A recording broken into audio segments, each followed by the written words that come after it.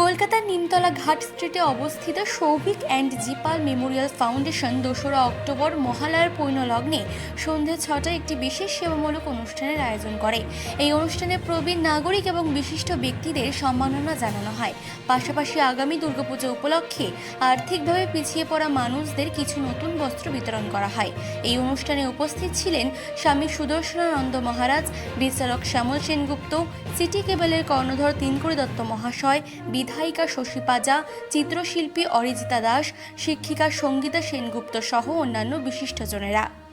ভাষাও পাই না, এটা তো একটা মনের একটা মনের মধ্যে একটা ভাবনা, এবং আমি এই দুঃখ বলুন কষ্ট বলুন এইটা আমরা মানুষ তো আমরা ভাবি যে বেরিয়ে যায়, বেরিয়ে গেলে বোধহয় সেটাকে পিছু ফেলে আসে, কিন্তু বিশ্বাস করুন চেষ্টা করলেও পারা যায় না।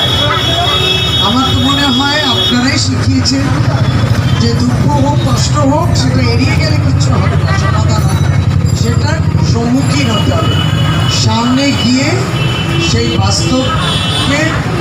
বাস্তবের সঙ্গে সম্মুখীন হতে হবে, সামনে দাঁড়িয়ে থাকতেই হবে। তাই আমরা সকল বলে, সৌভিকের মাও বলে প্রতিবারে, এবার সৌভিকের নামে একটি মেমোরিয়াল ফাউন্ডেশন করেছে। আমার মেয়ের জন্মদিনের আগের দিন হঠাৎ বলল, কাকিমা আমাকে কিছু আজকে খাবে না। আমি ধরতে পারি যে ওর জন্মদিনের মানে ও চলে যাওয়ার পর থেকে আমার মেয়ের জন্মদিনের আমি পালন করি না, বাড়ি পর সম্বন্ধে আমি কিছু বলতে পারছিলাম। আজকে তাদের আমার অদ্ভুত তৃপ্তি হচ্ছে যে আজকে কিছু মানুষের হাতে তারা কিছু স্বীকৃতি দিচ্ছে, উত্তরীয় দিচ্ছে, উত্তরীয় পড়াচ্ছে, সম্মান জানাচ্ছে, আর তার সাথে সাথে কিছু বয়োজ্যেষ্ঠ মানুষের নতুন জামা কাপড় ইত্যাদি। এটা অত্যন্ত স্বাধীন এবং ঠিক পুজোর আগে আজকে মহালয়া এই কাজটাকে আমি সত্যি মনে করি যে খুব ভালো কাজ, এবং আমাকে দুটো কাগজ ধরিয়ে দিয়েছে, আমি পড়ছিলাম, তাতে দেখা যাচ্ছে একটা কাগজে লেখা আছে বিশেষ নারী সম্মান প্রদান। তার মধ্যে প্রথম নামটা কে বলুন তো?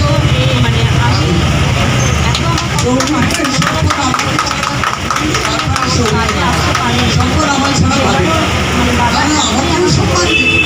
তাই আমার খুব ভালো লাগলো, এটা অন্তরের কথা। তাপস মহারাজ এসে ভুলে গেছেন, আমি জানি, পূজাও এসে ভুলে গেছে, মহারাজ বললেন। আমি তারপরে একটা বিশাল এই অনুষ্ঠানটার মাধ্যমে বর্তমানকে কি বার্তা দিতে চান? অনেক চেনা মানুষ মঞ্চে এবং মঞ্চের সামনে, অনেক পরিচিত মানুষ তাদের সঙ্গে ছেলের হাতে জামা কাপড়ও দিয়েছে। অনেক ছেলেরা যারা অনেক সেই যখন বক্তব্য রাখছে আমি একটু অবাক। সৌভিককে স্মরণ করবার জন্য আজকে আমরা সবাই জমায়েত। এটা আমাদের সকলেরই স্বপ্নের অতীত, এটা মানুষের চিন্তাভাবনা, প্রত্যেকটা সাধারণ মানুষের চিন্তাভাবনার অতীত। যে সৌভিক চলে গেছে তাকে স্মরণ করছে, এর থেকে দুঃখের, এর থেকে বেদনার, এর থেকে কিছু নেই। ও আমার সন্তান সম ছিল। ওর যে দিকটা আমার সব থেকে ভালো লাগতো সেটা হচ্ছে সাংস্কৃতিক জগতের সঙ্গে যোগাযোগ। অত্যন্ত ভালো একজন গুরু, তার কাছে তালিম নিত তবলায়, বিভিন্ন অনুষ্ঠানে ওকে গান যন্ত্রসঙ্গীত করতে আমি দেখেছি। আমি ভাবতাম যে হয়তো একদিন বিশিষ্ট একজন শিল্পী হবে, ভালো তবলি একজন হবে, কিন্তু মানুষের স্বপ্ন সবসময় তো সার্থক হয় না। ওর সঙ্গে আমরা একসাথে স্বপন, পিঙ্কি, আমরা সকলে একসাথে বেড়াতে যেতাম, একসাথে ঘুরেছি, কত জায়গায় কত রাত কাটিয়েছি আমরা একসাথে। লাস্ট ওর সঙ্গে যাওয়া হয়েছে আমাদের পুরীতে। সেই ছোট্ট ছেলেটা যে সত্যিকারের অর্থে সমাজসেবী ছিল, কর্মী ছিল, কোভিডের টাইমে, চরম বিপর্যয়ের টাইমে সেই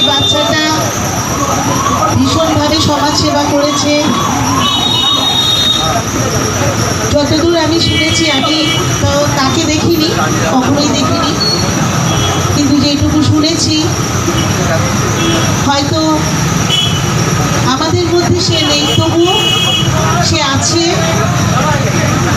আর সে থাকবে এই ফাউন্ডেশনের মাধ্যম দিয়ে, প্রত্যেকের সাথে থাকবে।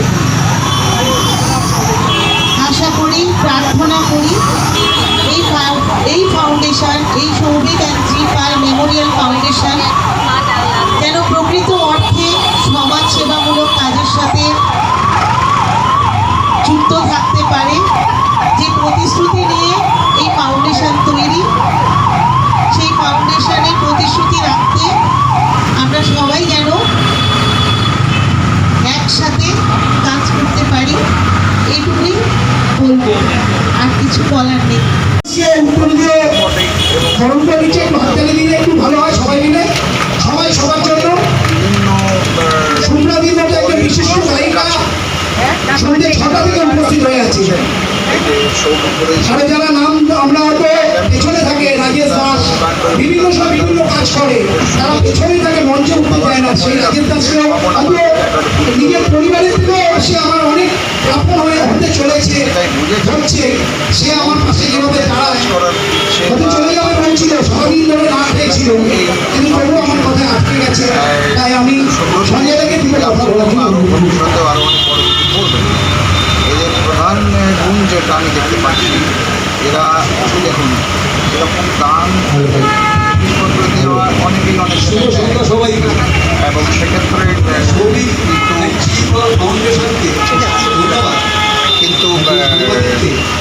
কিন্তু গান তখনই উপকৃত হয় যখন তার সঙ্গে গ্রহিতার একটা ভালোবাসা এবং বিশ্বাসের সম্পর্ক থাকে। সেখানে সেই সময় যারা এটা দিচ্ছে মানুষদের তারা ঠিক হবে তার যোগান ভালোবাসার বিষয়ে যারা শিখছেন, আবার যারা ভোগ করছেন, তারাও ফাউন্ডেশনের কিন্তু আজকে একটা খুব ভালো চাইলেও যে এরকম আজ তারা নিজেরা কিছু কিনে নতুন করবে, অনেক অসুবিধাও আছে, অনেক কিছু আছে, এটার সফল করে এটার সমাজের পিছিয়ে পড়া মানুষদের মাধ্যমে এই উৎসবে সামিল করতে তাদের এটা একটা অভাব। প্রথমে আমার গুরু মহারাজ বলতেন, যেখানেই যাবে ঠাকুরের মন্ত্র উচ্চারণ করে তারপর সেখানে অনুষ্ঠান আরম্ভ করবে। ওম নিরঞ্জনং নিত্যম অনন্ত রূপম ভক্তানুকম্পাং চিরবিঘ্নহি ঈশাবতারং পরমেশ্বরিয়াং তম রামকৃষ্ণং শিরসা নমঃ। ওম জননীং শারদাং দেহি রামকৃষ্ণং জগদ্গুরু পাদপদ্মে দয়শ্রীক্বা প্রণমামি মুহুর্মুহু। আজকে খুবই দুঃখের বিষয়, যে কারণে আজকে এসছি আমার বিশিষ্ট ভাই সৌভিকের স্মৃতিতে। প্রথম বলি, আমার প্রিয় বোনের থেকেও বেশি আমার নিজের বোনও বলো এত ভালো নয়।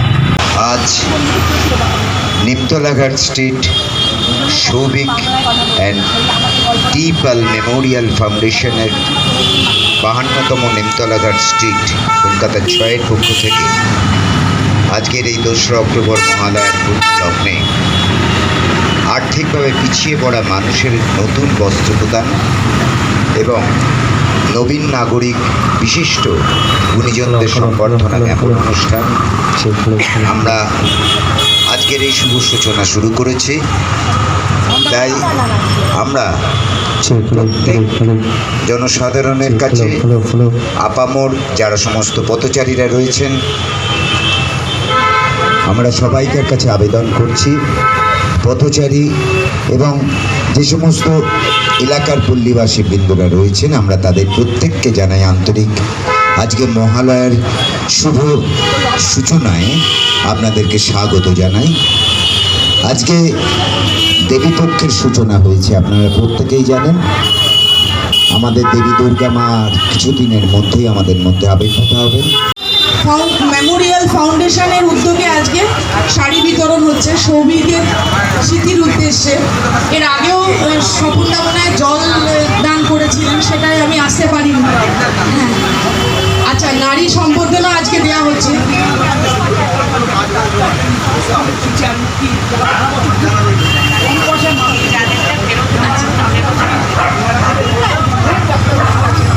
হ্যাঁ, আমি দেখলাম ভেতরে অনেক ডাক্তার উকিল রয়েছে।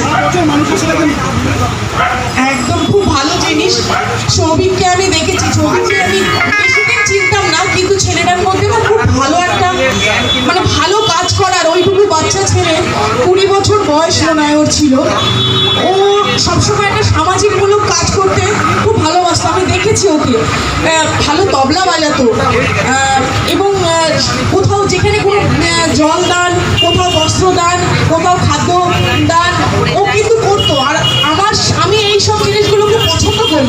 তো ওর সাথে আমার কথা হতো। তো ওকে আমি একবার যখন ওর সাথে আমার কথা হয়েছিল, তখন মনে হয় ও পরীক্ষা দিয়েছিল, তখন খুব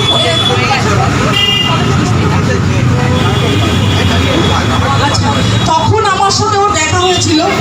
তখন আমি ওকে বলেছিলাম, বাবা সব কাজ করছিস, রাজনীতিতেও এসছিস, ভালো বক্তব্য দেওয়া শিখে গেছিল। তো ওর মধ্যে একটা আলাদা ট্যালেন্ট ছিল।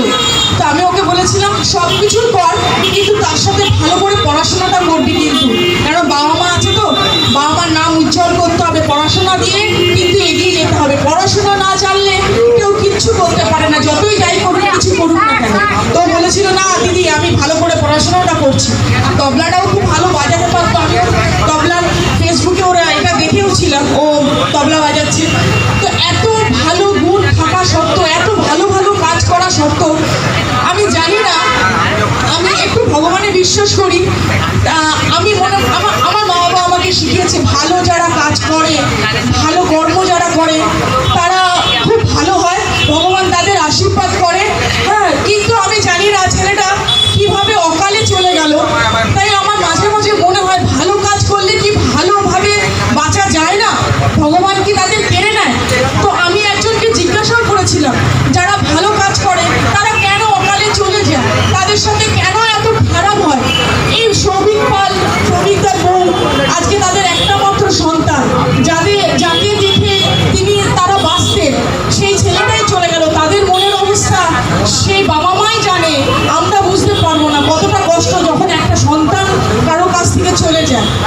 তো আমি একজনকে জিজ্ঞাসা করছিলাম যে আমি এরকম ভালো কাজ করলে তাদের এত দুঃখ, এত কষ্ট, এত সহ্য করতে হয় কেন?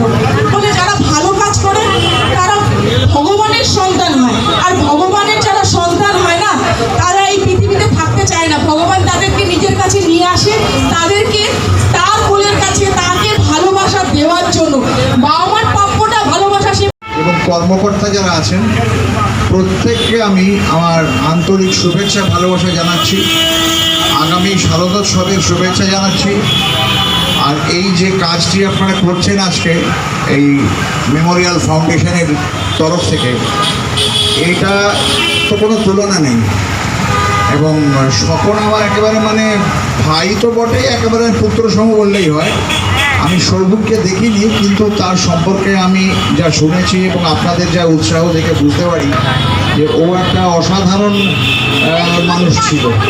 আরও বড় হতে পারতো বয়স হলে, সেটা ঈশ্বর তাকে নিয়ে নিয়েছেন, হয়তো ওখানে তার কোনো কাজ আছে। এবং তার চিন্তাধারা আপনাদের মধ্যে ছড়িয়ে পড়েছে এবং আরও এগোবে, এটা আমি কামনা করি। আমি এতখানি একটা ইম্পর্টেন্ট কাজ করছেন যে বস্ত্রদান ইত্যাদি, এই সম্পর্কে একটা ছোট্ট গল্প ঠিক নয়, সত্যি কথা একটু বলে শেষ করছি। একবার শ্রী শ্রী রামকৃষ্ণের একজন খুব কাছের সাধু সন্ন্যাসী শরৎ মহারাজ, নাম শুনে থাকবেন, তাকে তার ব্রহ্মচারী শিষ্যরা এসে বললো যে মহারাজ, আমরা আজকে একটা বিশাল ভালো কাজ করেছি। আমরা বন্যা ত্রাণে অনেকে বস্ত্র দিয়েছি, খাবার দ্রব্য দিয়েছি, যেগুলো আমরা পেয়েছিলাম সেগুলো সবাইকে ডিস্ট্রিবিউট করে দিয়েছি, ওরা খুব উপকৃত হয়েছে। তা শরৎ মহারাজ বললেন যে বা তোরা খুব ভালো কাজ করেছিস, তোরা কি দিলি? তা ব্রহ্মচারী বলছেন, আমরা তো এই কাপড়গুলোই দিলাম, আর কি দেবো, যা পেয়েছি তাই দিয়েছি। না না, ওগুলো তো পরের টাকায় দেওয়া, পরের জিনিসকে দিবি, তোরা নিজেরা কি দিবি? তখন বলছেন যে সে তো জানি না। বলে শোন, তোরা যে দানগুলো করলি, হেল্পটা করলি, এর মধ্যে যদি নিজেদের যদি একটা বিশ্বাস বা ভালোবাসা বা শ্রদ্ধার সঙ্গে দান না করা যায়, সেই দানের কোনো মূল্য থাকে না। তা তোরা সেটা বল যে আমরা একটা নিজেদের ভালোবাসা বিশ্বাস দিয়ে দানটা করেছি, তাহলে তোদের দান সার্থক হবে। আমি বুঝতে পারছি আপনারা প্রত্যেকে এখানে সেই বিশ্বাস এবং ভালোবাসা নিয়ে এসেছেন, এবং যাদের দিচ্ছেন তারা নিশ্চয়ই উপকৃত হবেন, খুশি হবেন। আপনাদের কর্মকাণ্ড এবং এই মেমোরিয়াল ফাউন্ডেশনের সুন্দর ভবিষ্যৎ কামনা করে আমি বক্তব্য শেষ করছি। আমার ইচ্ছে নেই, তার কারণ আমি তো সৌভিকের দিদি, এবং এখনও যেন ভোলা তো ছেড়ে দিন, ভোলা তো যাবে না কোনো দিন, কিন্তু ওর যে উপস্থিতিটা এবং ওর কথাবার্তাগুলো কিন্তু এখনও আমার কানে বাজে, এবং আমি প্রায় ওকে মনে করি এটা আমাকে মাইক্রোফোনে না বললেও চলবে। এবং আঙ্কেল আন্টির সাথে আমার রেগুলার কথা হয়তো হয় না, কিন্তু আমি মহারাজ উনি সামনে আছেন, ওনার সামনে অন্তত আমি, এবং আপনাদের সামনে অন্তত কীভাবে যে দুঃখটা প্রকাশ করব আমার ভাইটি যে নেই, এবং এরকম একটি অস্বাভাবিক ওর চলে যাওয়া, কিন্তু তবুও বলবো ভগবান সবটাই দেখছেন, দেখেছেন, উনি বিচার করেছেন, সবটা তো আমাদের হাতে থাকে না।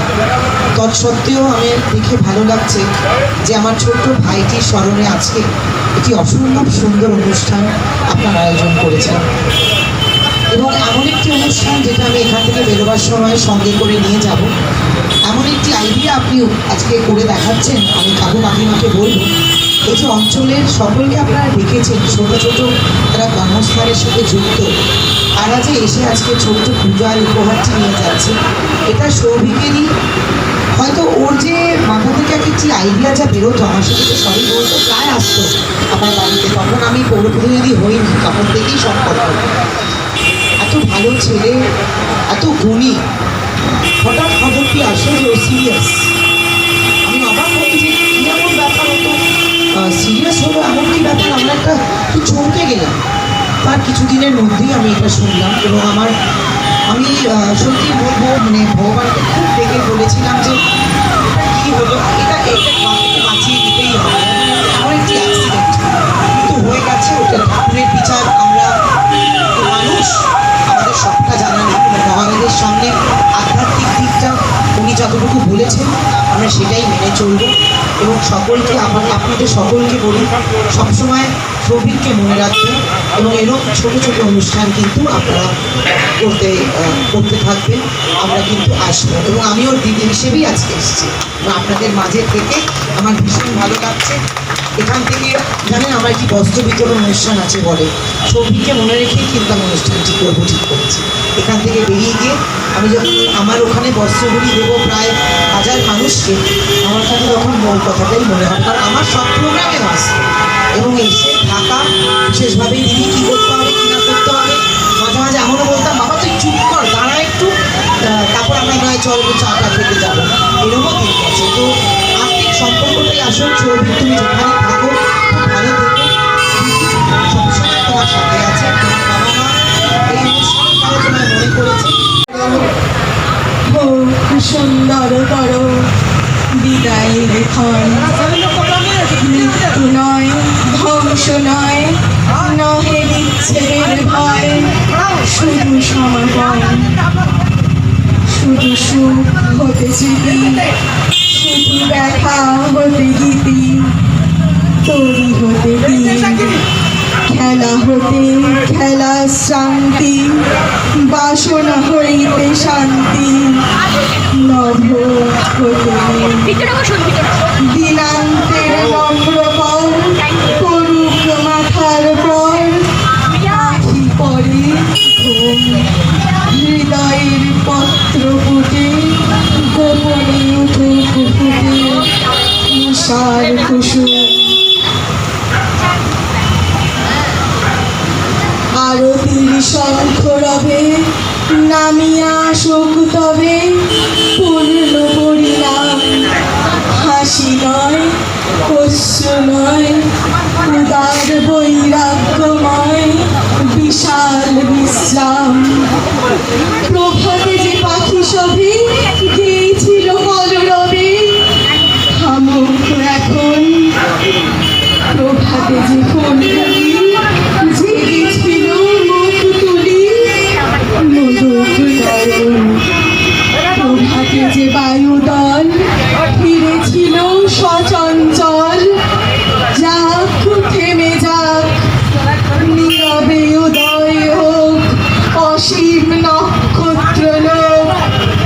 পরম নির্বাণ। হে মহাসুন্দর শেষ, হে বিদায় অনিমেষ, হে সৌম বিষাদ ক্ষণিক দাঁড়াও স্থির, মুছায় নয়ন নীর, করো আশীর্বাদ।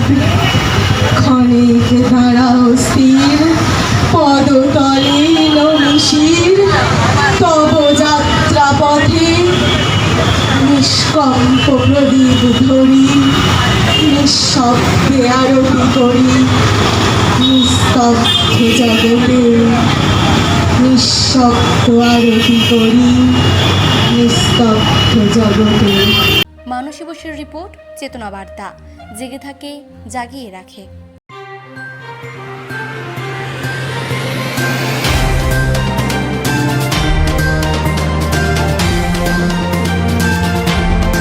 চেতনা বার্তা, জেগে থাকে, জাগিয়ে রাখে।